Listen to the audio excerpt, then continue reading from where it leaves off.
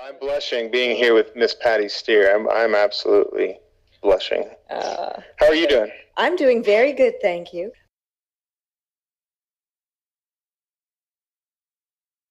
So what do you think about giving an award to somebody with Lucifer across his chest at a very religious kind of flat earth conference? And it wasn't. I mean, was that? No, for sure. Because, it wasn't? No, because I'm not religious at all. Zero. I don't consider myself a Christian. I don't consider myself an anti-Christian either. I just don't identify with any religious belief. Definitely not religious. There were speakers who had sessions you could choose to attend that talked about that, like Pastor Dean Odell. But I didn't even go watch that one. You could go and watch what you wanted. And, you know, so, and I don't know who's got Satan across their chest. I'm sorry. Are you speaking of maybe, I'm just going to guess, IPS? Lucifer, I think, yeah. Yeah, I didn't know he had Lucifer on his chest. I have no idea. But I do know he won an award for best newcomer or something along those lines. But the winners in categories were picked during several Flat Earth and Other Hot Potato shows.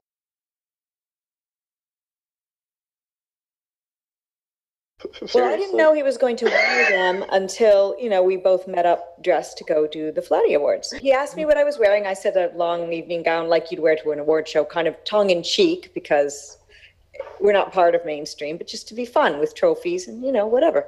And then he said, well, I've got something. I said, well, are you going to wear a tux? And he said, yes. He goes, I've got something.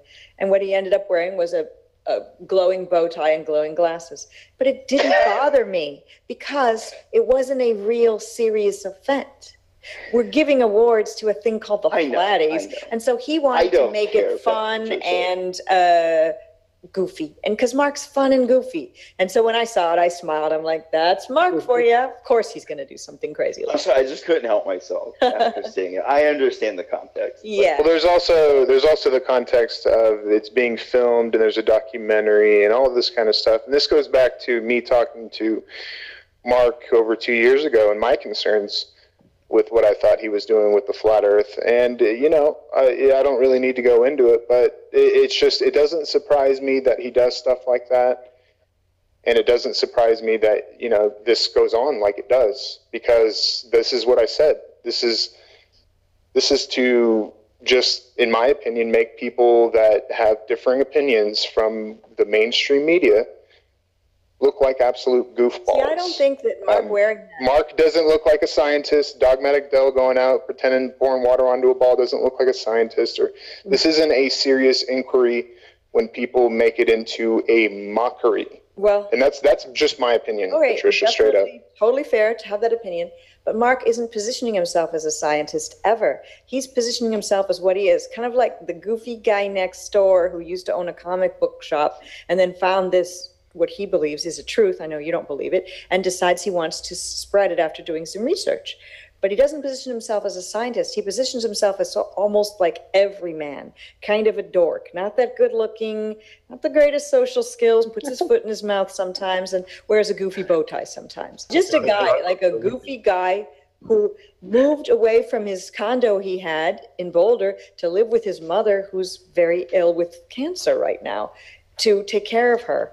And he's actually a really good guy. Like him or not, hate him or not, he's got a good heart for his family and the things that he thinks are valuable in when it comes to... I got you. It's always good to look at people's intent, but also when they're climbing and clawing for anyone and everyone to jump on this and get on any talk show and just completely do a full-time job on this while never talking to people like Negator, like Gem Panda, like myself ever since that day. So this isn't somebody that's looking for the truth, in my opinion, in any stretch of the imagination at all. He's found it already, just like you feel you have it. And so therefore you're fine to exist doing what you're doing, in my opinion, as is he. And we're all here around the same campfire. So if you consider yourself a truther or somebody that likes the truth, I guess you can probably see my sentiment where the evidence does absolutely fit with the sphere and does not in any way with the flat earth. So I'm just saying that what I've done in the past is because this is my truth And what you guys have been pushing for years is just malarkey and fluff.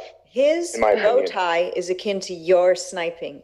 It's your own style. The thing that you do that you feel is okay for you to do. And like, no one's going to stop Mark and no one's going to stop you. Everyone feels they have the truth or are on the road to truth. I think I'm in a state of awakening. I don't think I'm awake. I don't think I have the truth. I'd like to try to find the truth. And what I have found has led me to the idea that we don't live on a globe. You have found otherwise, Tim. But I don't hate you for that finding at all. I don't think I'm better or you're better. And with Mark, I just think Mark's a good guy with a different set of belief systems as you. And I actually think you're not a bad guy either. Even if you've done some stuff that people would say, you should hate him. I don't think you're a bad guy. I think you're just a guy expressing your views in a different way than Mark or myself are expressing our views. I see. I don't find anything objective about this inquiry anymore. I find that you guys have locked yourselves into an echo chamber. And, pardon me for bringing this up, but I've never really been able to talk to you. But it's just like, are you guys set on your beliefs? Are you in the pursuit of truth? Will you always be a flat earther? I mean, is this a lifelong thing? Or is this a pastime, or is this to entertain? Well, I just don't get it anymore. It's been always what it is from the start, something that resonated with me on the level of truth and that I wanted to contribute to in some way, helping, which is why I decided to interview people, because science, doing experiments, wasn't something that interested me. So I decided to use radio background type of thing to do interviews. And I also enjoy doing it. I enjoy talking to people. So there is a level of fun to it. And anybody who is going to deny that they're doing this for amusement, pleasure, and fun, they're kind of nuts. We wouldn't be up at whatever crazy hour it is, 4 a.m. for some of us doing this, unless we were finding interpersonal connection. And not because we're lonely losers, because I'm definitely not a lonely loser. I have less of a social life than I used to, because a lot of my social life is spent online. But I went out with a friend to have wine yesterday, posted pictures of he and I out on my Facebook. I still do go out, do things, go on trips that don't have anything to do with flat earth. So it's truth to me. I know not to you, Tim. I enjoy talking about it. I enjoy doing shows, and I enjoy interacting, even with people who don't believe the same as me. So it's something. But what if it's all a lie, though? Yeah, what if it's completely blatantly false? I can ask you the same question. What if the globe's a lie? What are you going to do? You can ask that, but I really wouldn't care. I would say, you know what? The creator, or however this world was created it in such a way that it made us think that it was spherical, but somehow was flat. My answer is the same. If it's a globe tomorrow, I'll say, wow. I've said this always. I would go, wow, I've been fooled. I thought it was flat, but the creator or science or people have created it in a way where I could really believe this. It's not a lifelong thing I'll hold on to, until my nails are bleeding, even if it's found to not be true. Now, I know you feel it's already been found to not be true, but not to me and not to others. Would you feel sorrow, though, for the people that you let on? I mean, this is the line of inquiry. Would you feel sorrow if it was found to not be true? No, because everything that I say is true. I feel the same way, that I am not lying to people on purpose. Later, you interview people, but you don't ever really go into the facts of the sphere or the flat Earth ever. So your position is to interview, and I understand, but it's like, at a certain point, people that quote unquote call themselves truthers, I just don't understand why they don't talk to other people. And why they've just stopped at flat Earth and I didn't. I grew up with a globe. I mean, I'm in my 50s. I didn't just stop at flat Earth. I was spinning on that globe all of my life. I had a globe. I believed in it. I didn't even think about it. It was just the way life was. And so I found new information and then went on a new path. And when you go in that new path, you actually set yourself up to be criticized and belittled to the point where it doesn't make your life as great as it used to be when you were just like everyone else. So it's not that you do it because, oh, it's so great being flat. There's aspects to it that are great, the camaraderie with the people you meet, but there's a lot of negatives too, because some people might think you're crazy, where you didn't have that when you lived on the ball and just blended in with everyone else. So I'm doing this because I believe in it. If someday it's found out to be 100% not true, I will not feel sorrow. I won't feel I've led other people down a garden path, because it was never with malicious intent. Nothing I've done is with malicious intent. Just like if someday you find out the earth is flat, you don't need to say, oh, I misled people, I'm a horrible person, and slit your wrist, Tim. You can just say, I've been fooled. We've all been fooled about many things. And I don't feel any shame that I was fooled into believing 9/11 was done by Arabs with box cutters. I fell for it. You know, I fell for the moon landing. I fell for everything. And I don't Well, you fell for the flat earth, and you fell for the moon landing being a hoax now, and you're falling for, you know, urine being good, and you're falling for all these other conspiracies and auto hoaxery now. So I don't think that you're really... That's opinion. Fair opinion. No. Fair to have it. What do you mean? Okay, I know. I've heard what you say.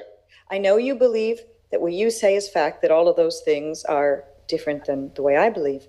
But I'm here and open and willing to say that your belief is different than mine, and you're fine to have that belief.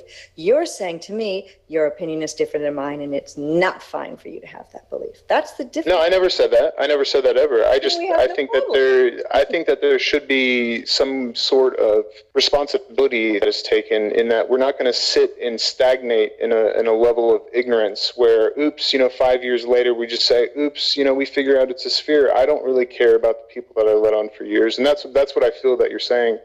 In my opinion, because I care about saying the truth. Well, she doesn't need you to stick up for her, Kath. Well, I'm okay? just saying. But I'm just saying, when I say that what I say is true, what I say is true, it is facts. It is literally facts of our world. That's why I stick to the facts, the observable facts that Flat Earth is supposed to be about. None of which Mark Sargent or Patricia Steere have ever brought up. But they're true. You know, they're all in it for the truth. And you know what? I'm going to mute because I've completely bastardized this year event of VB, so no, my bad. I think what you've said is valid, and it's good for you to speak your mind. And I've always known that you've come from that place, and I've always been fine with you coming from that place. Thanks, you're a lovely person. My cats are going crazy. Stop.